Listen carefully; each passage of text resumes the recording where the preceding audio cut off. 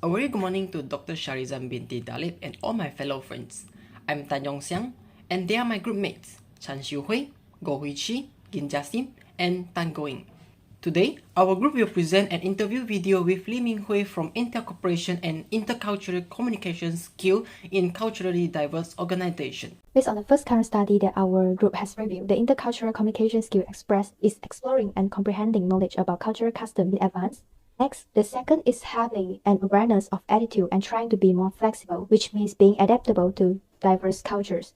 The term of attitudes here includes respect, tolerance, non-malicious criticisms, discriminations, and prejudice. Besides, openness and active listening are also necessary skills to express good attitude in intercultural communication. This is for reducing embarrassment and confusion in intercultural communication in multinational workplaces. While the third study mentioned more about having an intercultural awareness, adroitness, and sensitivity. At the same time, observing nonverbal code is also vital, so people will not criticize others' traditions from a biased visual angle because of having the above awarenesses, and it will minimize the occurrence of intercultural communication barriers caused by ethnocentrism and stereotypes. Ming Huoy is a supply chain and program manager from Intel Corporation. She has worked at Intel for 7 years.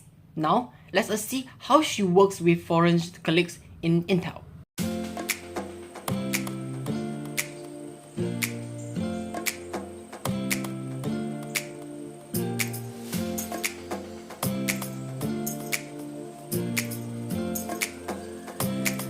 How do you know your current company and what is the reason for you to decide to enter this company? Okay. Intel is actually a very well-known, chipset manufacturer, and Intel is also very well-known on it's a multinational company.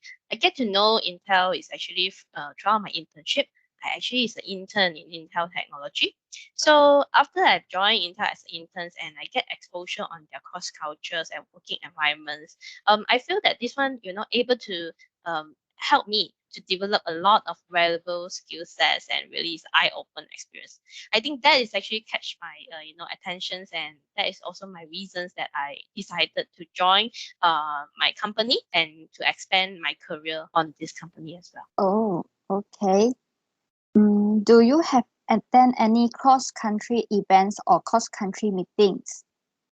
Or Yes. do you have any foreign colleagues? Yes, definitely working in this multinational company, we do have, we do require to work within cross-functional, cross-regional, cross-countries, and definitely I have a lot of team members from multi countries and regional, such as Vietnam, China, Taiwan, India, Costa Rica, US, right? And we do need to involve a lot of these cross countries, meetings and also environments and also events as well.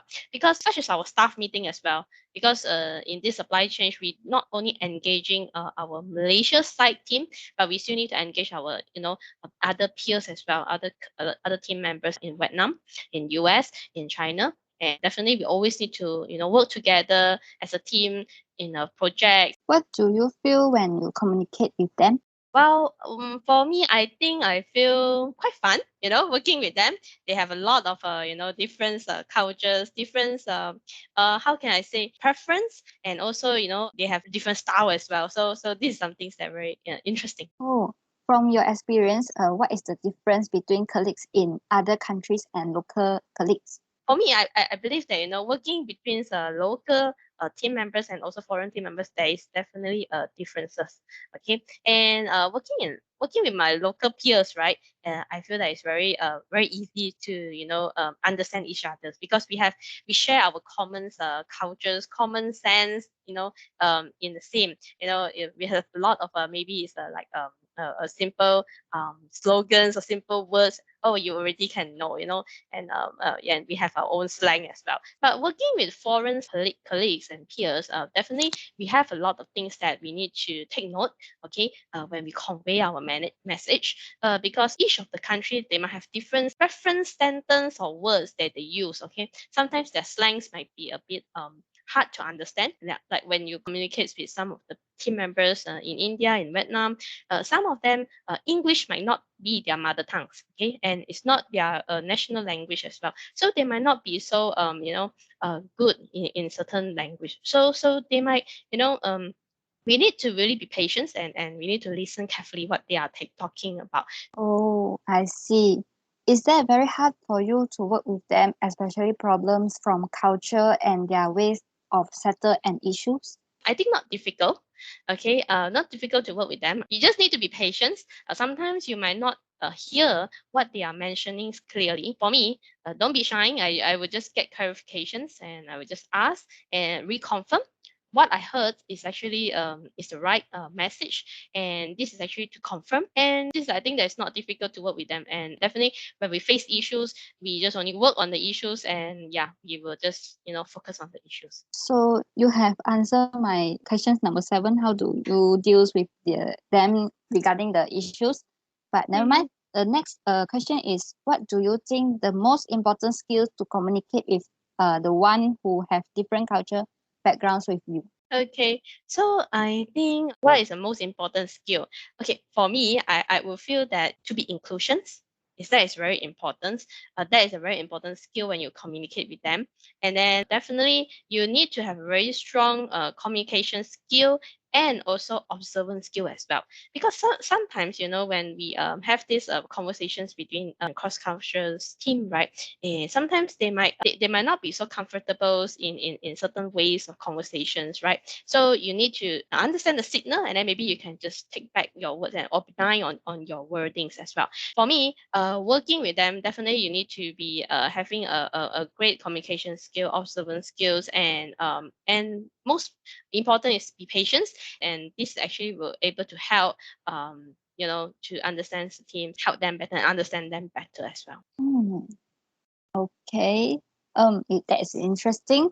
Do you have any suggestions for local people when they must work with the foreign colleagues? Yes, I do have.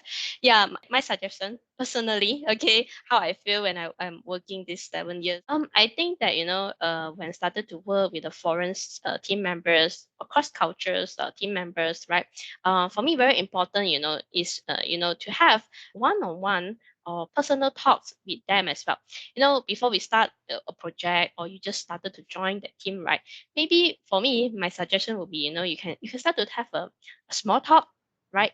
Personal talk with them, and then you can know not so courtesy chat, right? And not so formal chats, right? Informal chats and chit chatting. You can understand that oh, how is the country is working, how is the country looks like, what is their cultures on it. Some of the countries they might be not so straightforward, and some countries maybe you work with US folks, right? They are very direct, and you will feel that sometimes they are direct, but they are not actually just they be themselves, because they are very opening on their cultures.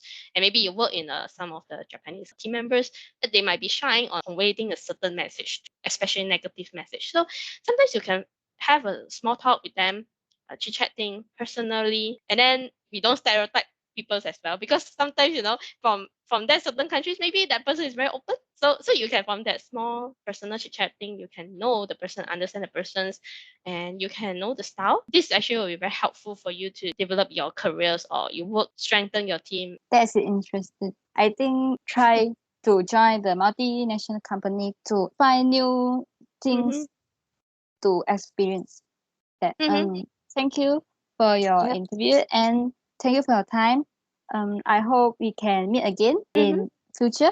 Yep, Okay. sure. Thank you for your Okay, interview as thank well. you. Bye.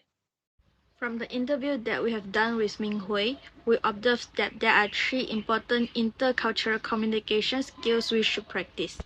She advised that people should develop strong communication skills.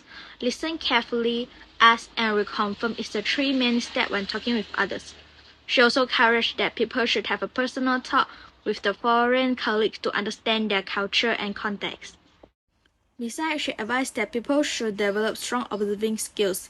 Cultural awareness is important for the people who are working in multinational companies. Some of them are come from high context cultural background, while some of them are come from low context cultural background. Therefore, people should observing their non-verbal message and interpret their message based on their cultural background to ensure the effectiveness of intercultural communication. Lastly, she thinks that patience is important for us when talking with foreign colleagues. Some of them have to communicate with us by using English, or other language which is not their mother tongue. That will be difficult for us to understand what they are talking about. Conflict may happen because we are holding different understanding between each other. Therefore, it is important for us to respect and accept difference between each other. In conclusion, intercultural communication is a lifelong learning experience for everyone. Based on the informant's response, we know that being inclusive and patient is vital for having a productive interaction with foreigners. Because of the existence of high and low context cultures, we must be skilled in communication and observation in order to gain a better understanding of their thinking. We must successfully comprehend multicultural communication abilities in order to create a fantastic environment. Through this conversation, we have learned about and gained a deeper understanding of cross-cultural communication and its significance as well. Thank you.